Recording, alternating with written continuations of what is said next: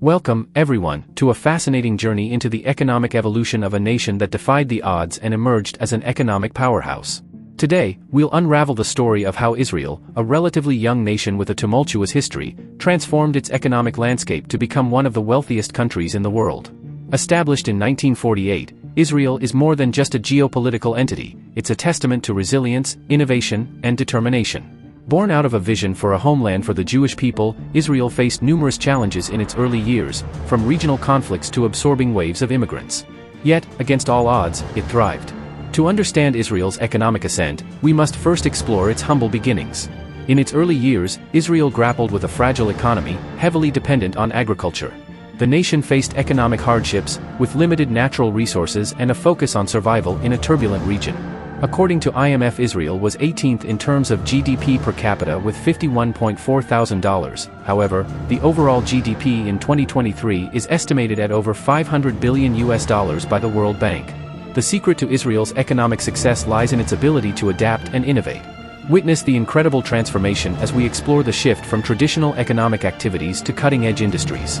From an agrarian economy, Israel strategically shifted gears, embracing technology, research, and innovation. Join us as we uncover the intricacies of Israel's economic miracle, from its roots to the dynamic powerhouse it is today. Stay tuned for a deep dive into the factors, policies, and industries that propelled Israel to unimaginable heights of prosperity. This is the untold story of how a nation turned adversity into opportunity, rewriting its economic destiny. Let's explore the journey of Israel, from struggle to abundance.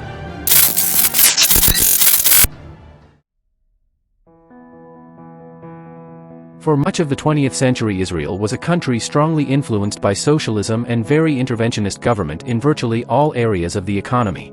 This is something that left its economic performance mediocre. In fact, while a moment ago we told you that today Israel is as rich or even richer than countries like Germany or France, the truth is that until the 1990s, the opposite was true. Take a look at that time. The major European countries almost doubled Israel's income. Until the 1990s, Israel's economic management was ridiculous. Israel was a country more similar to Latin America than to the United States, and don't get me wrong, when I talk about Latin America, I am referring to the populist and interventionist movements that abound in that region. Take a look at this graph. For example, as you can see, between 1974 and 1986 Israel had an inflation rate that was consistently above 30%, more than 3 times the inflation rates being experienced in developed countries after the Ukrainian war. But that's not all. It turns out that in 1984 Israeli inflation soared to almost, wait for it, 400. To give you an idea, this meant that hyperinflation even higher than the one experienced by Venezuela in 2015. So you might be wondering, why was there so much inflation in Israel during those years? Well, the answer to that is because Israeli government was one of those governments that systematically spent far more money than it had. For example, there were years where government spending exceeded 76% of GDP, and naturally, in order to finance all this enormous spending, the government had no choice but to hit the money printing machine in the purest Venezuelan style. Before we go any further, if you find this kind of content fascinating, please give us a like, just to show the love. Also hit the subscribe button down below. I promise you, you'll feel much better after doing it. Thank you for showing the love.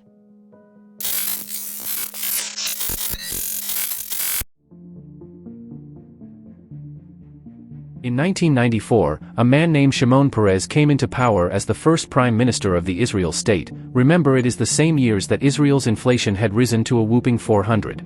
Shimon Peres knew that Israel was facing one of the greatest periods of economic instability in its history, and his main objective was precisely to curb inflation. Peres's master plan basically consisted of 2 very clear actions. The first of these was to establish tight controls over government finances. Among other things, loss-making public enterprises were privatized, the salaries of state employees were frozen, and the issuances of new currency was cut off.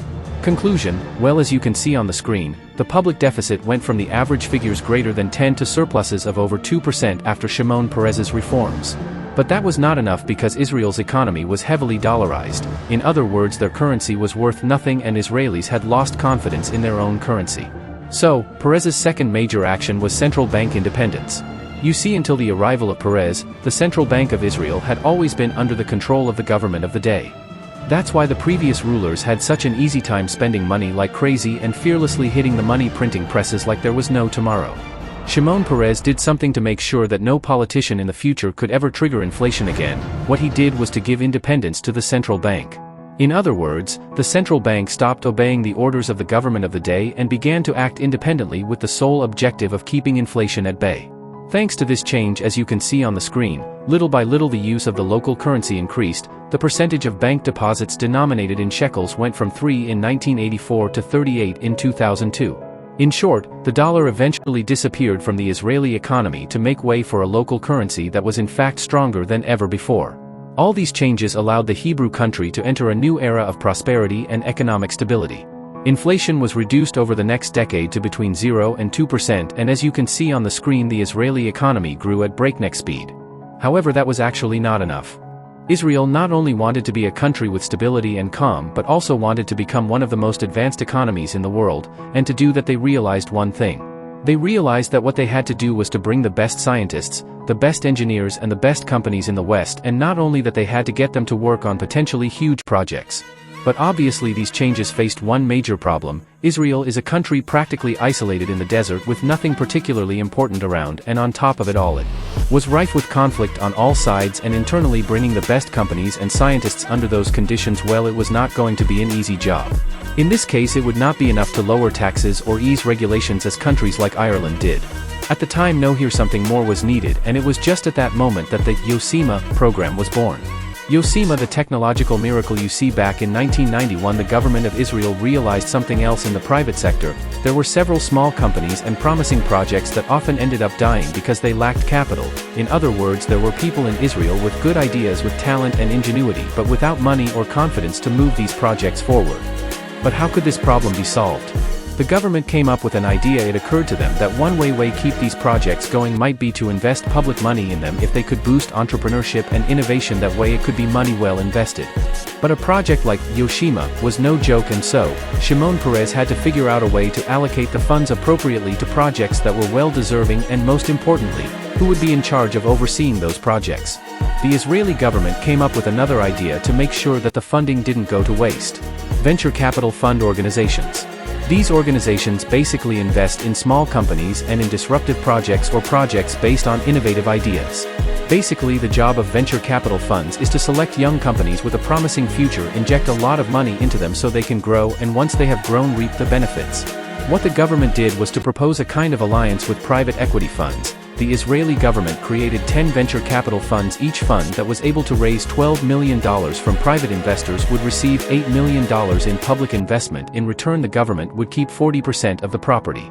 But if the investment were successful, then the private investors could buy out the public state by simply returning the money to governments that they had put in, plus a small interest.